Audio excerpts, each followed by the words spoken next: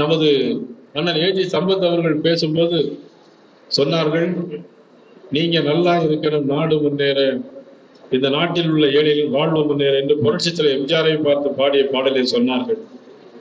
உண்மையிலே நாங்கள்லாம் கோர் கமிட்டியில் இருக்கிறோம். ஆனா கோர் கமிட்டியில் நான் என்ன பேசணுங்கிறது அண்ணன் ஏஜி சம்பத்துக்கு தெரியும்.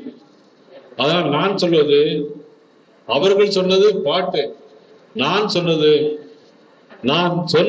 இப்பொழுது நடந்திருக்கிறது. திரு அமித்ஷா அவர்களுடைய தலைமையிலே, அண்ணன் இபிஎஸ் அவர்களுடைய தலைமையிலே வேண்டும் என்று நான் சொன்னது இன்றைக்கு நடந்திருக்கிறது. நான் நினைச்சது 2026 நடக்க வேண்டும் என்று கேட்டு, அதற்கு இறைவன் வாய்ப்பு கொடுக்க வேண்டும் என்று கேட்டு, உங்கள் அனைவருக்கும், உங்கள் ஒவ்வொருவரையும் நான் மாவட்டத்தோடு வந்து சந்திக்கிறேன். மாவட்ட தலைவர் மூலமாக உங்கள் அனைவரும் நான் சந்திப்பேன், நேரடியாக வந்து சந்திப்பேன். நீங்கள் இன்றிலிருந்து சபரிமலைக்கு விரதம் இருப்பது போல, சபரிமலைக்கு 41 நாள் விரதம் இருப்பதை போல இந்த ஓராண்டும் உங்களுடைய பணிகள் அயராது உழைக்க வேண்டும். ஏனால் எதிரி சாதாரணமான நல்ல ஆளுங்கட்சியாக இருக்கிறார்.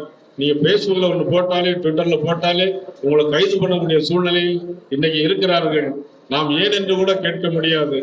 ஆகவே இன்றையிலிருந்து உங்களுடைய பதிவுகளை மிகவும் நியாயமான முறையில் மக்கள் மதிக்கின்ற வகையில் உங்களுடைய பதிவுகள் இருக்க வேண்டும். கூட்டணியை பற்றி யாரும் பேசக்கூடாது, அது தலைமை பேசிக்கொள்ளும்.